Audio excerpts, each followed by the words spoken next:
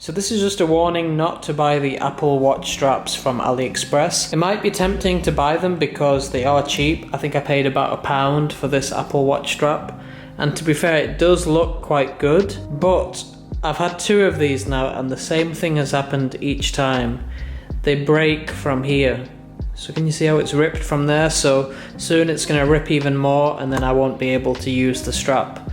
And this is the second strap where this has been an issue. I had a black one first and now with this one has also started to break. I have an original Apple Watch strap here. I do think these are far better.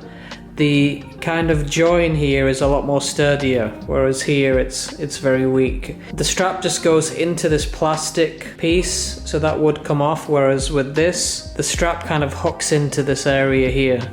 So yeah, this strap has lasted me 2 years, 2.5 years without any issues, and these AliExpress ones have lasted about a week or 2.